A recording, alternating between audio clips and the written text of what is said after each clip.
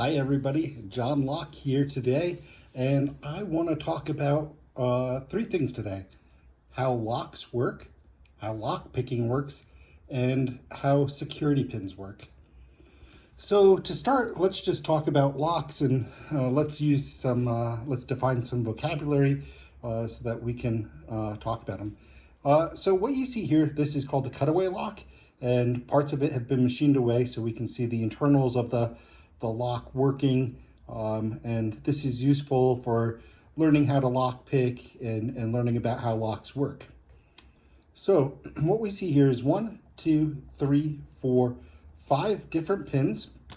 And that means on our key that we should have 5 different various cuts, different depths that the key will interact with these pins, bringing them to different heights. So the purpose of a key is to bring these pins to the correct height, and that's what allows the lock to open. So in each of these 5 stacks here, we have 3 different important components. At the top, this area, a spring. The next, this is called a driver pin. Then underneath it, touching directly next to it, is called a key pin.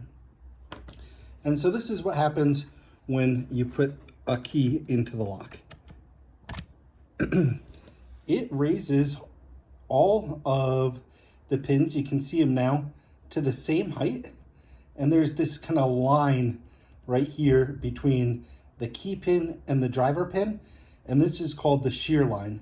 When all of the pins are at the correct height, this means that the lock can turn. So with the key goes the key pins, and left at the top are the driver pins and the springs above them.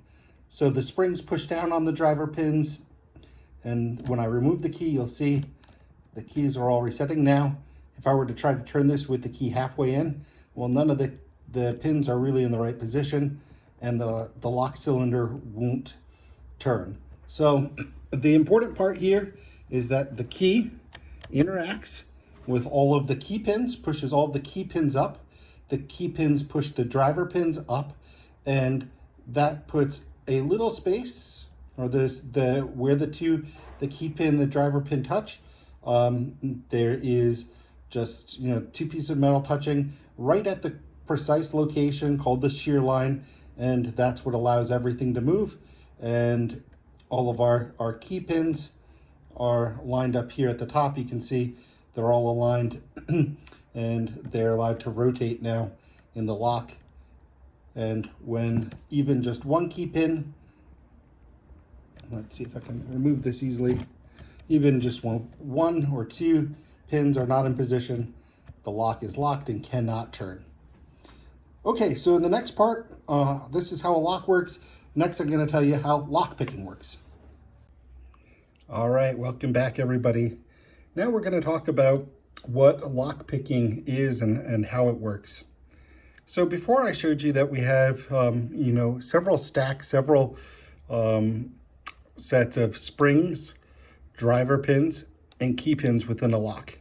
This model just shows a single one, and I want to explain what I'm doing lock picking.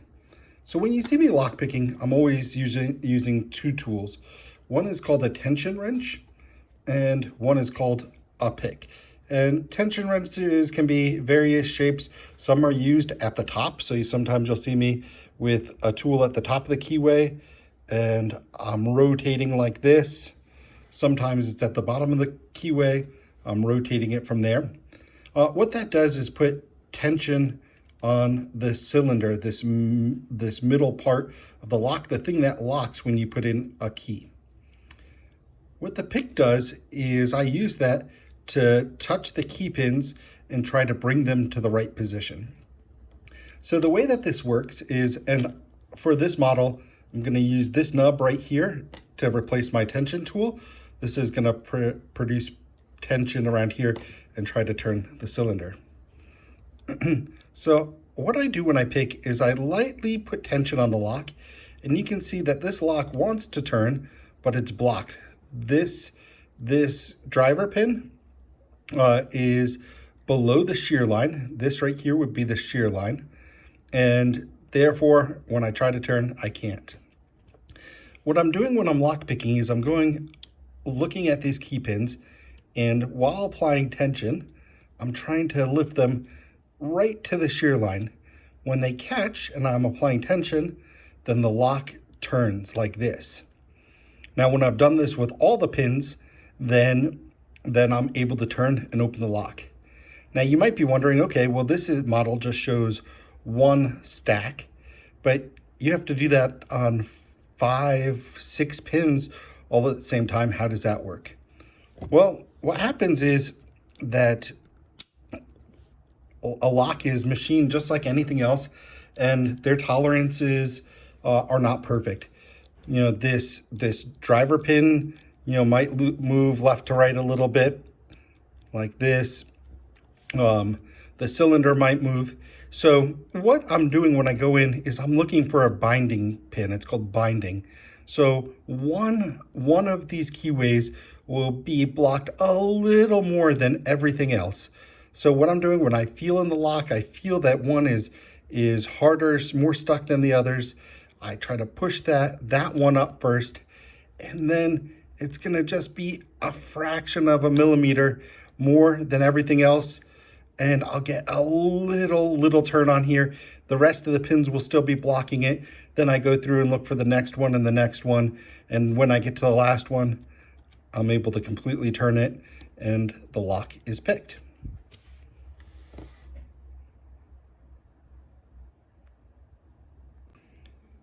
Okay, now I want to talk about security pins.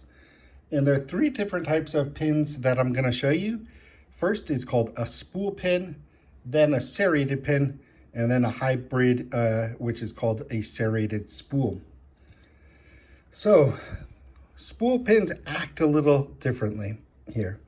What you'll see is in this lock, the spool pin, when the spool part, this part, is on the shear line, it turns a lot, but gets kind of stuck in this weird position.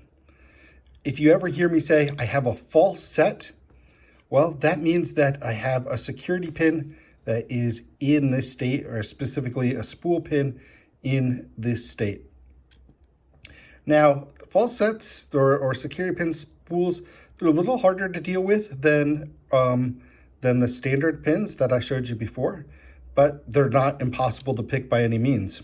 So the way that we pick spool pins and the way that we feel them is inside the lock. When I have a pin like this set, and I push up on it, it's going to produce it's going to push this part of the cylinder counterclockwise, or in the opposite direction that I'm trying to pick.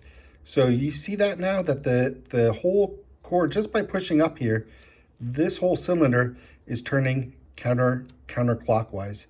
And you'll hear me in my videos every once in a while say, I'm looking for counter rotation. Well, I'm looking for the pin that's in a spool, and I lighten up on my tension a lot.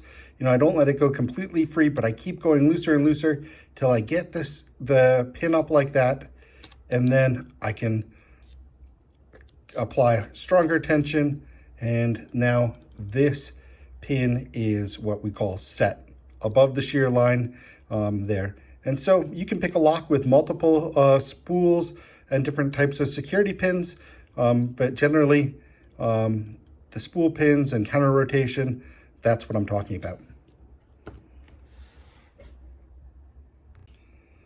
Okay, this next type of pin is called a serrated pin, and let me lift it up here a little bit so you can see it a little better. And what it has is, yeah, just like you would imagine, it is cut. There's small cuts in this driver pin called serrations, and that provides, you know, another different type of challenge for us picking locks. So when we have a serrated pin, what will happen is we'll get, you know, when we have tension, we'll get caught in these serrations. So you know, we'll lift it up a little bit, and then it will feel almost as if it's set, but right now it's, you know, it's really in a serration. So it feels kind of like a set in the pin, in the cylinder when you're picking it, but yeah, when you give it some more, it does a small counter rotation and gets to the next one, and you gotta keep lifting till you get to the shear line. A lot of times you'll hear in lockpicking videos and sometimes my videos that a pin feels crunchy. And that's because when you bring it up, you don't get a real satisfying click. It kind of feels like you might be going over multiple serrations in one push up. You might feel that. And sometimes we refer to that as crunchy. But also, you can manage it. Just have to control the tension the right way. If you do too much tension, you'll just be stuck in a serration. You have to be light with it so that you can get enough counter rotation to get up through there to the shear line, and then we can turn.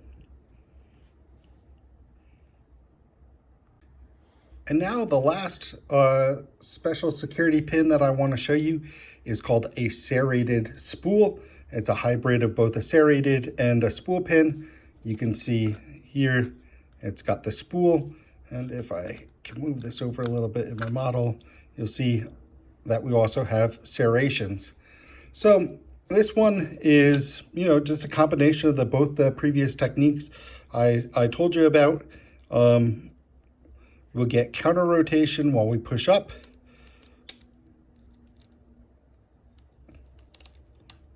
We might get stuck on a spool there, or I'm sorry, on a serration there, and have to lift it up again to get over.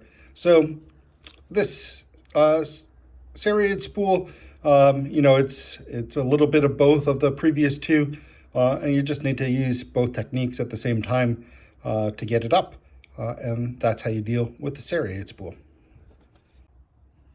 Okay, everybody, so we've learned about locks, how they work. We've learned about how lock picking works. We've learned about security pins.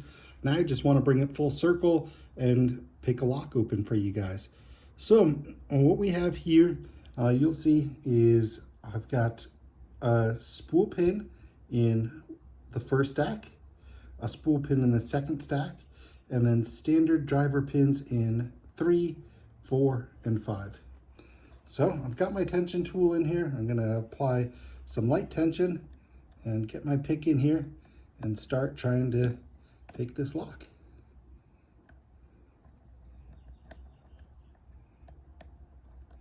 I'm just going through the pin stacks looking for a pin that feels like it's binding, stronger than the other ones, willing to be set. So now on 5, I have that first one set. I could feel that. Looks like 3 is set. I'm going to go back to the front. 1 is in a state that we call overset. So the driver pin is above the shear line, but the key pin is stuck here. You can see it. It's stuck above the shear line. So that's no good. I'll push that back down. That's cheating a little bit, but for showing you guys how it works, I just wanted to kind of demonstrate that state. Now number 1 is set. 2 looks like it's set. 3 is set. Get over to 4. 4 I'm working on setting. Okay, it looks like we're in a semi-set state on all the pins. Must be one of these pins is hung up, and I'm going to do a little cheating here. Just going through and trying to see if one of these is a little stuck. So it looks like those are all fine. I must be on pin 3. That's above the shear line. Must be one of these back ones, hard to get to. This is a really challenging lock. Let's lift that up. Lift that up. Oh, it is one of my security pins. Those are all good. It must be 1. Yeah, 1 is semi-set, I believe. Okay, now we got them all above the shear line. Lock turns. So that's the idea of lock picking and how it works in a lock. You can see that some of the pins bind before the others. They stay up while we can still pick the rest of them, and that's how it works. So hope you learned something, and I look forward to sharing the next video with you. Have a great day.